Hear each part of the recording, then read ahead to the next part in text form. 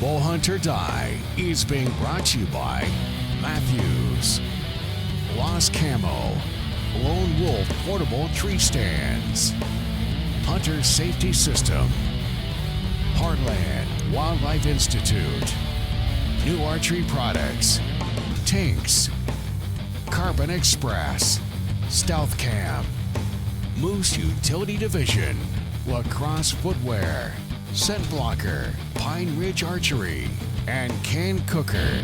Hey guys, welcome to another exciting episode of Bowhunt or Die. As you can see, Todd's not here today because he's out working, as he likes to say. Now, I know that you guys like seeing me and Todd together. We usually make a pretty dynamic duo, but I'm kind of thinking this could be the start of a very long and successful solo career, much like when Justin Timberlake left NSYNC. I don't know what you guys think, but you never know what could happen in the future. But in any case, this week we got a couple really great hunts for you. First off, we're going to check in with Dan Richardson down in southern Indiana.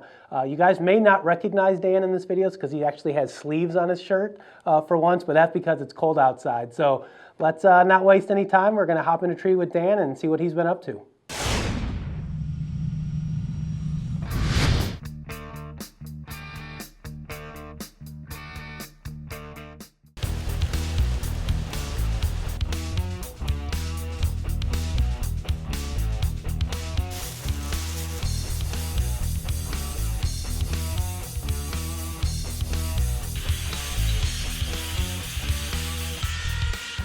Well, it's shaping up to be a good morning. It's November 7th.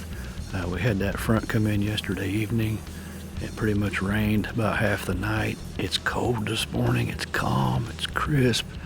It's just a perfect morning. I'm hunting in the middle of a thicket, and there's actually like two strips of thicket and kind of a corridor down the middle. I'm on that corridor in the middle. I've got a bean field that's unpicked about 100, 150 yards away. And there's a heck of a scrape line and some nice big rubs all along that. There's signs of a big buck in here, but I haven't seen him yet. I've seen a lot of little ones. I'm gonna hunt to about 10 today. If this don't pan out, I'm gonna move a lone wolf way back in the timber where I hunted Hollywood last season. It just seems like I always have better luck on the bigger bucks way back in deep. That's just how it is hunting big timber. I'm about 200 yards from the road right now, so like I said, if this don't pan out, I'm out of here. We're gonna move.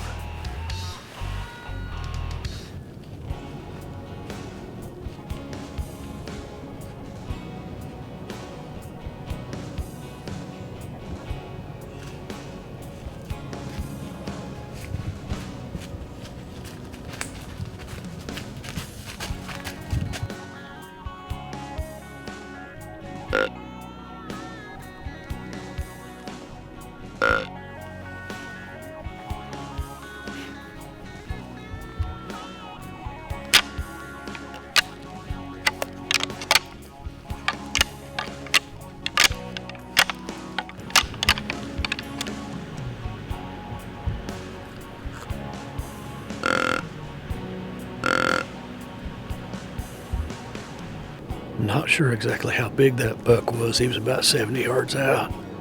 It looked like he was pretty decent. Looked like a pretty big body on him too.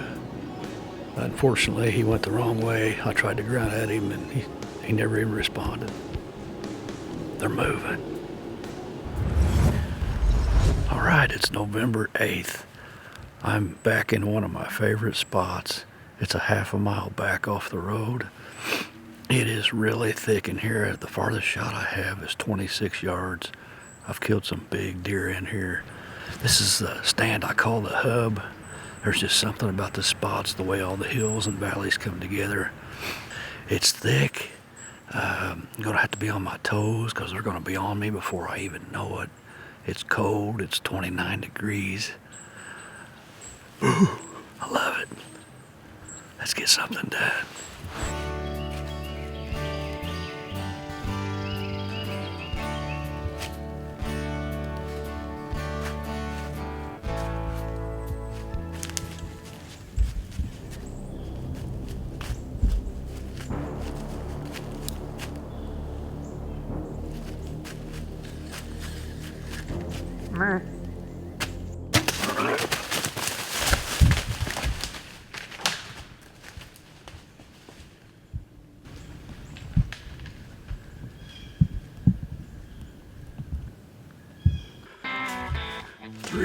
woods. Heart-pounding moment. I can't even talk. Oh, this is a nice buck. I'm pretty sure I heard him crash. Oh boy. Had two does come in earlier under me and they acted like they knew something was wrong. And a little later I had my neck gaiter pulled up over my ears and I thought I heard something and I turned around to see what it was, and 10 yards behind me something heavy pounced off and I could see the shadow where it stopped. I just knew it was a buck and I thought, man, and I really wasn't liking this tree. I just feel like I'm out in the open. Whew. But as luck would have it, he came from the best side he could possibly come on, and he came right down this opening in front of me. Man, I am pumped. Yes. I think I'm gonna give him just a little bit more time, and but I'm sure I heard him crash, and the hit looked good and everything. I think I hit the offside shoulder, but let's give it some time. Go after him. Bow hunt or die. All right, down on the ground, found the first blood. It's actually right where I shot him. I'm just now seeing hair. There's hair all over the place. Blood that I'm finding, it's got bubbles all over it, so I've got some lungs in him. But like I said, I'm pretty sure I heard him crash. I know I heard him crash. Let's go get him. Man, he is in some thick stuff. Oh man, looks like an 8. Oh, let's go get him. All right, this was a lot of work getting this guy out. He piled up in a thicket and I was a half mile back in. I actually had to crawl through the thing to find him. And I actually had to use a saw just to saw my way out just to be able to drag him out. And finally I got to where I could get to him on a quad. But man, I'm happy. Looks like a 4-year-old, got good mass, nice and tall. Todd, do you remember season 4, episode 1? You kind of called me out, said you was tired of seeing the sheds, you wanted to see a big Indiana buck. Here you go, there you go. So I'm happy. Man, nice crisp morning. Couldn't ask for a better morning. I seen 2 does and actually spooked something else behind me. I don't know what it was, but I heard this guy a little bit before he got to me, and I heard a stick pop, and then I finally seen him, and I got ready, and he came in the best place he could possibly come in. So I'm tickled with this buck, and gonna get him taken care of. Bow hunt or die.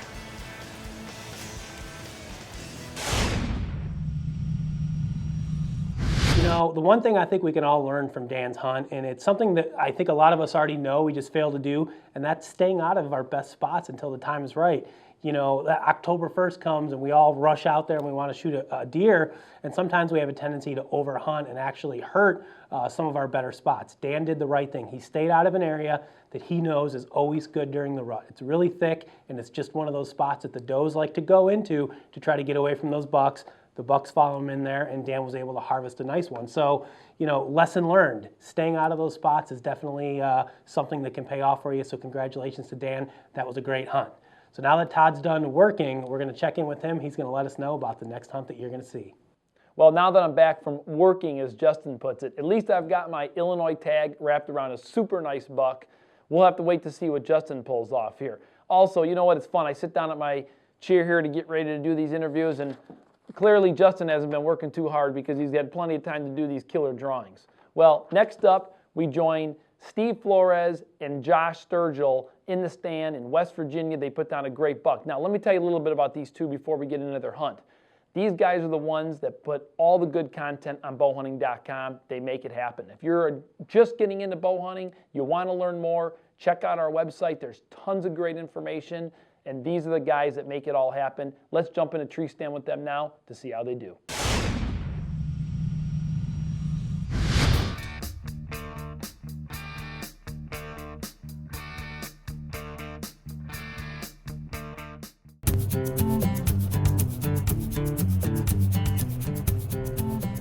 Thursday, November 7th. We left about 12 o'clock today to get up to West Virginia.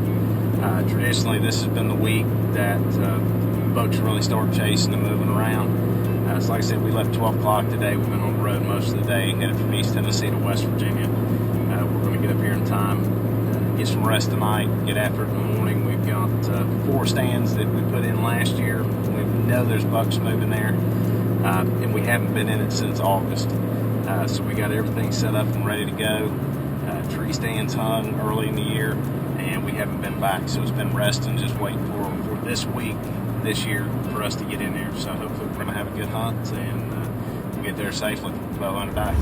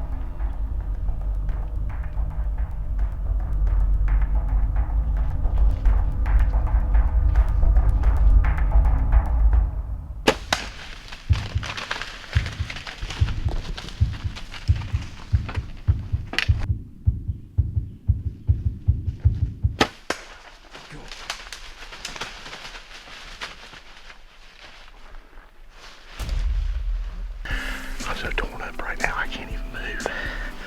It's our first morning in this stand. We got in here late. We had to drop my dad off at another stand. We got in here 30 minutes after daylight. Had a doe come in up above us about 30, 35 yards. And then that big buck came in right below us. Got him on film. Didn't have a real good shot, but I took the shot that I had. And we got him, and he's dead 20 yards away from us. Unbelievable. Praise God, that was awesome. Whew. We just got down. It's not, that's actually a very quick tracking job. He's just 20 yards away from the bottom of the tree, piled up. Been an awesome morning. Had a great time, so we're gonna go over here and lay some hands on him and check him out.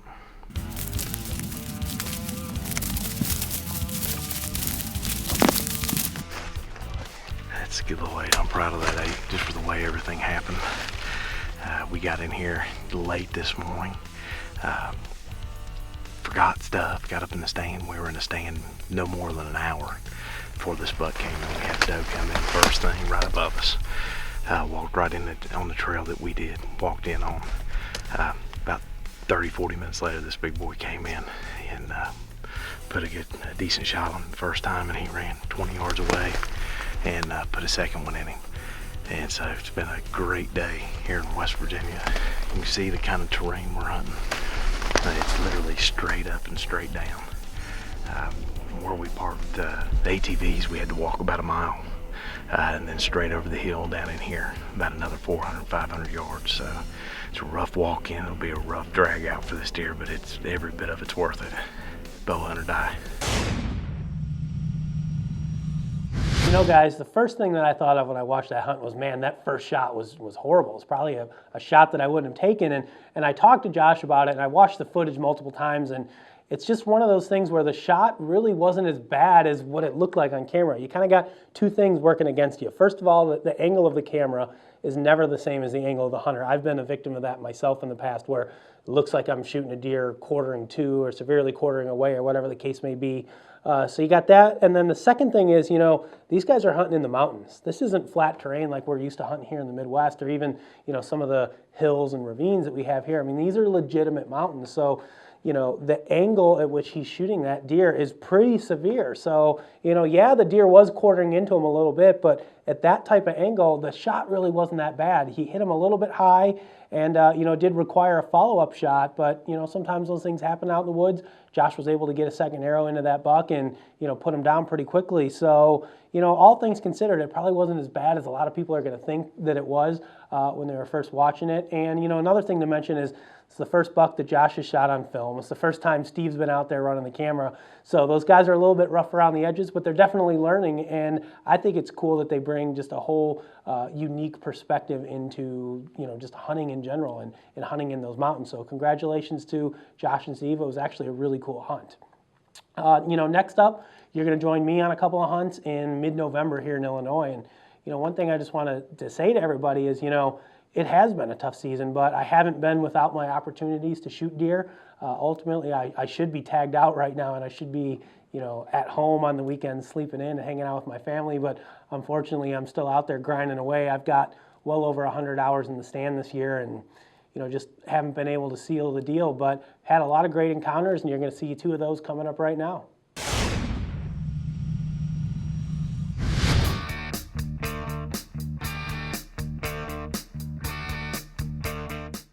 Friday morning, November 15th. Gonna be my last hurrah here in northwestern Illinois. Gonna hunt all day and gotta go home. They're calling for rain and high winds all weekend, and then gun season is next weekend, so this is it. It's do or die time. There's something walking down there, I just don't know what it is yet. It's Todd. Alright, good. Alright, good sign. Todd shot one. Alright, we gotta hunt. No more messing around with the camera. It's time to kill. Bow hunt or die. You see that? Right here. Bow hunt or die. Let's do it.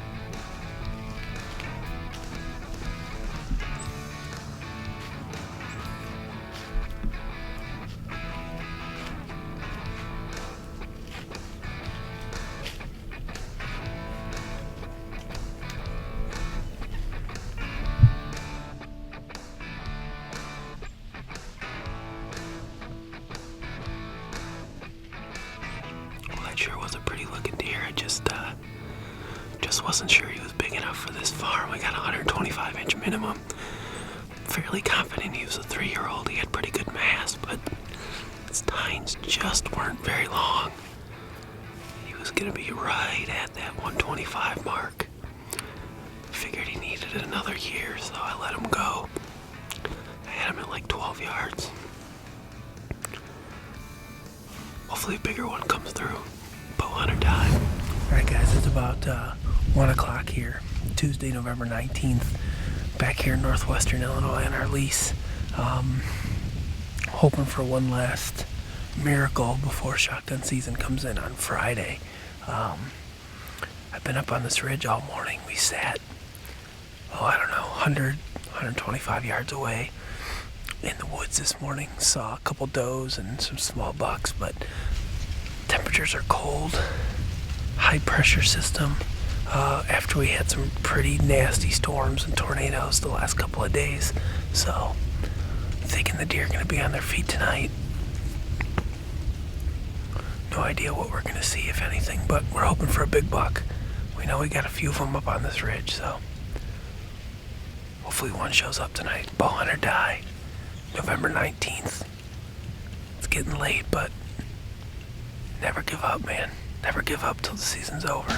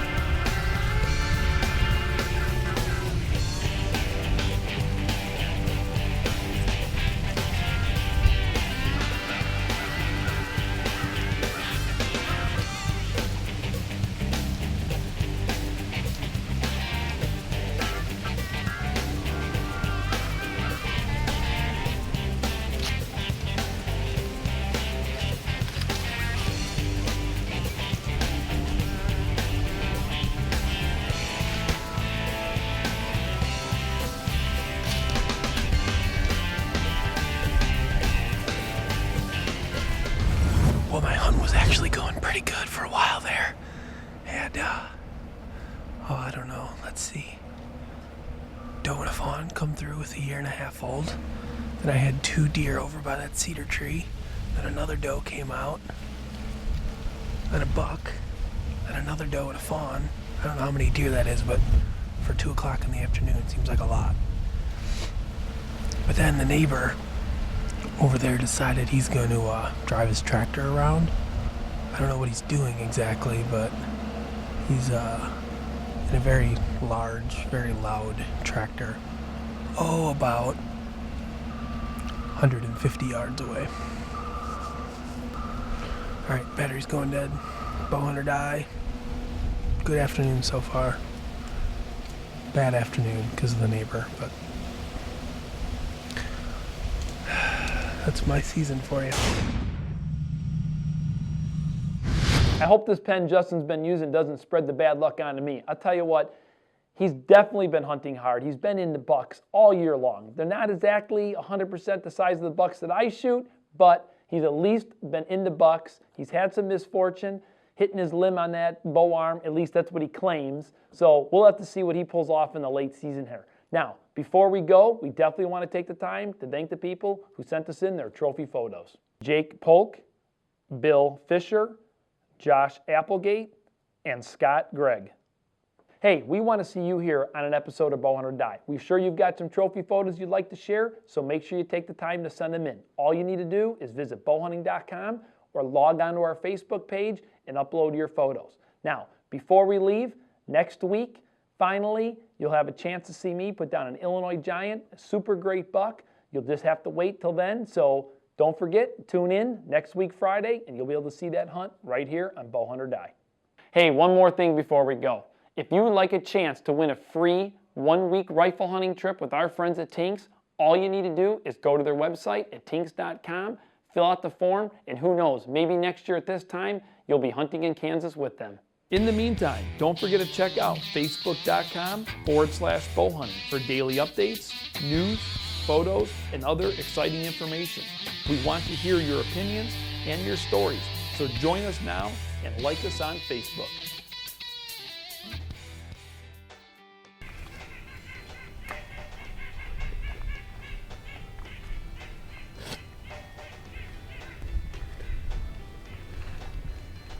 From a cold, windy tree in northern Illinois, this is Justin Czar saying, bow hunting is for chumps.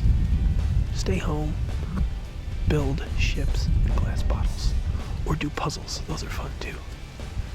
Later, guys.